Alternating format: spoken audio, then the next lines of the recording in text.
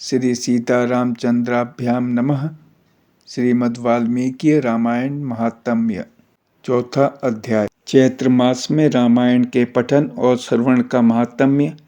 कलिक नामक व्याध और उतंग मुनि की कथा।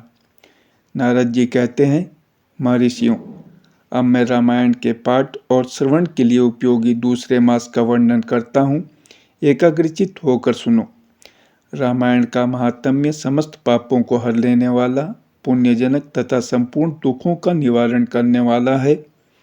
वह ब्राह्मण, क्षत्रिय, वैश्य, शूद्र तथा स्त्री, इन सबको समस्त मनोवांछित फल प्रदान करने वाला है। उससे सब प्रकार के व्रतों का फल भी प्राप्त होता है। वह दुष्स्वप्न का नाशक, धन की प्राप्ति कराने वाला तथा भोग और मोक्ष रूप फल देने वाला है। अतः उसे प्रयत्न पूर्वक सुनना चाहिए। इसी विषय में विज्ञ पुरुष एक प्राचीन इतिहास का उदाहरण देते हैं। वह इतिहास अपने पाठकों और श्रोताओं के समस्त पापों का नाश करने वाला है। प्राचीन कलयुग में एक कलिक नाम वाला व्याध रहता था। वह सदा पराई स्त्री और पराये धन के अपहरण में ही लगा रहता था। दूसरों की निंदा करना उसका नित्य का काम था। वह सदा सभी जंतुओं को पीड़ा दिया करता था। उसने कितने ही ब्राह्मणों तथा सैकड़ों हजारों गौओं की हत्या कर डाली थी। पराये धन का तो वह नित्य अपहरण करता ही था। देवता के धन को भी हड़प लेता था। उसने अपने जीवन में अनेक बड़े बड़े पाप किए थे। उसके पापों की गणना करोड़ों वर्षों में भी नहीं की जा सकती थी। एक समय वह महापापी व्याध, जो जीव जंतुओं के लिए यमराज के समान भयंकर था, सौवीर नगर में गया।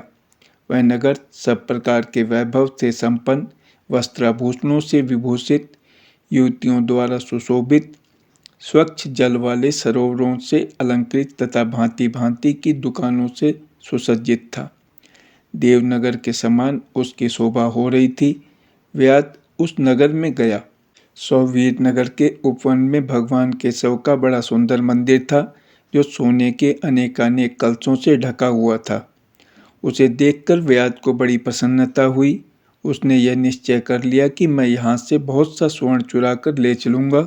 ऐसा निश्चय करके वह चोरी पर लट्टू रहने वाला व्याध श्री राम के मंदिर में गया। वहाँ उसने शांत, तत्वार्थवेता और भगवान की आराधना में तत्पर उतंग मुनि का दर्शन किया, जो तपस्या की निधि थे। वे अकेले ही रहते थे। उनके हृदय में सबके प्रति दया भरी थी। वे सब ओर से निष्प्रह थे। उनके मन में केवल भगवान के ध्यान का ही लोभ बना रहता था। उन्हें वहां उपस्थित देख व्याध ने उनको चोरी में विघ्न डालने वाला समझा। तदंतर जब आधी रात हुई, तब वह देवता संबंधी द्रव्य समूह लेकर चला। उस मदोन्मत्त व्याध ने उतंग मुनि की छाती को अपने एक पैर से दबाकर हाथ से उनका गला पकड़ लिया और तलवार उठाकर उन्हें मार डालने का उपक्रम किया। उतंक ने देखा व्याध मुझे मार डालना चाहता है, तो वे उससे इस प्रकार बोले। उतंक ने कहा, ओ भले मानुष, तुम व्यर्थ ही मुझे मारना चाहते हो। मैं तो सर्वथा निरपराध हूँ। लुब्धक, बताओ तो सही, मैंने तुम्हारा क्या अपराध किया है? संसार में लोग अपराधी की ही प्रयत्नपूर्वक हिंसा करते हैं। सौम्य, सज्जन निरपराध की व्यर्थ हिंसा नहीं करते हैं।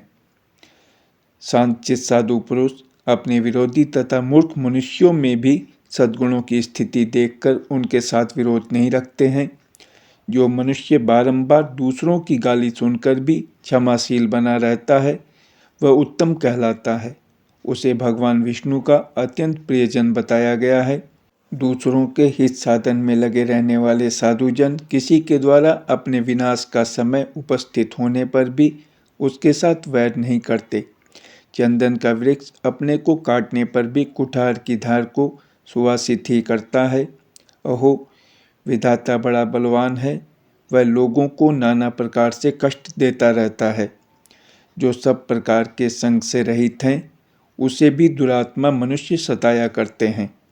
अहो, दुष्टजन इस संसार में बहुत से जीवों को बिना किसी अपराध के ही पीड़ा देते हैं। मल्लाह मछलियों के, चुगलखोर सज्जनों के और व्याध मृगों के इस जगत में अकारण वैरी होते हैं।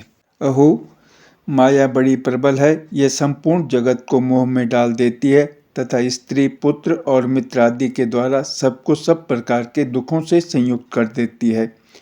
मनुष्य पराये धन का अपहरण करके जो अपनी स्त्री आदि का पोषण करता है वह किस काम का, क्योंकि अंत में उन सबको छोड़कर वह अकेला ही परलोक की राह लेता है। मेरी माता, मेरे पिता, मेरी पत्नी, मेरे पुत्र तथा मेरा यह घर बार, इस प्रकार ममता व्यर्थ ही प्राणियों को कष्ट देती रहती है। मनुष्य जब तक कमाकर धन देता है तभी तक लोग उसके भाई बंधु बने रहते हैं और उसके कमाए हुए धन को सारे बंधु बांधव सदा भोगते रहते हैं, किंतु मूर्ख मनुष्य अपने किए हुए पाप के फल रूप दुख को अकेला ही भोगता है।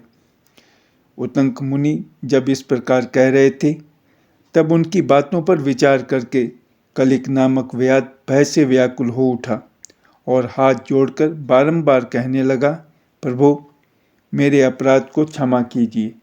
उन महात्मा के संग के प्रभाव से तथा भगवान का सानिध्य मिल जाने से उस लुब्धक के सारे पाप नष्ट हो गए तथा उसके मन में निश्चय ही बड़ा पश्चाताप होने लगा। वह बोला, विप्रवर, मैंने जीवन में बहुत से बड़े बड़े पाप किए हैं, किंतु वे सब आपके दर्शन मात्र से नष्ट हो गए। प्रभु, मेरी बुद्धि सदा पाप में ही डूबी रहती थी। मैंने निरंतर बड़े बड़े पापों का ही आचरण किया है। उनसे मेरा उद्धार किस प्रकार होगा? मैं किसकी शरण में जाऊं? पूर्व जन्म के किए हुए पापों के फल से मुझे व्याध होना पड़ा है। यहाँ भी मैंने पापों के ही जाल बटोरे हैं। ये पाप करके मैं किस गति को प्राप्त होऊंगा? महामना कलिक की यह बात सुनकर ब्रह्म ऋषि उतंक इस प्रकार बोले। उतंक ने कहा, महामते व्याध, तुम धन्य हो, धन्य हो। तुम्हारी बुद्धि बड़ी निर्मल और उज्ज्वल है, क्योंकि तुम संसार संबंधी दुखों के नाश का उपाय जानना चाहते हो। चैत्र मास के शुक्ल पक्ष में तुम्हें भक्ति भाव से आदर पूर्वक रामायण की नवा कथा सुननी चाहिए। उसके श्रवण मात्र से मनुष्य समस्त पापों से छुटकारा पा जाता है। उस समय कलिक व्याध के सारे पाप नष्ट हो गए। वह रामायण की कथा सुनकर तत्काल मृत्यु को प्राप्त हो गया। व्याध को धरती पर पड़ा हुआ देख दयालु उतंक मुनि बड़े विस्मित हुए। फिर उन्होंने भगवान कमलापति का स्तवन किया। रामायण की कथा सुनकर निष्पाप हुआ व्याध दिव्य विमान पर आरूढ़ हो उतंक मुनि से इस प्रकार बोला, विद्वान, आपके प्रसाद से मैं महापातकों के संकट से मुक्त हो गया, अतः मैं आपके चरणों में प्रणाम करता हूँ। मैंने जो किया है मेरे उस अपराध को आप क्षमा कीजिए। सूत जी कहते हैं, ऐसा कहकर कलिक ने मुनि श्रेष्ठ उतंक पर देव कुसुमों की वर्षा की और 3 बार उनकी परिक्रमा करके उन्हें बारंबार नमस्कार किया। तत्पश्चात अप्सराओं से भरे हुए संपूर्ण मनोवांछित भोगों से संपन्न विमान पर आरूढ़ हो वह श्री हरि के परम धाम में जा पहुंचा। अतः विप्रवरों, आप सब लोग रामायण की कथा सुने। चैत्र मास के शुक्ल पक्ष में प्रयत्न पूर्वक रामायण की अमृतमयी कथा का नवाह पारायण अवश्य सुनना चाहिए। इसलिए रामायण सभी ऋतुओं में हितकारक है। इसके द्वारा भगवान की पूजा करने वाला पुरुष मन से जो जो चाहता है उसे निसंदेह प्राप्त कर लेता है। सनत कुमार, तुमने जो रामायण का महात्म्य पूछा था वह सब मैंने बता दिया। अब और क्या सुनना चाहते हो? इस प्रकार श्री स्कंद पुराण के उत्तरखंड में नारद सनत कुमार संवाद के अंतर्गत रामायण महात्म्य के प्रसंग में चैत्र मास में रामायण सुनने के फल का वर्णन नामक 4था अध्याय पूरा हुआ। जय श्री राम।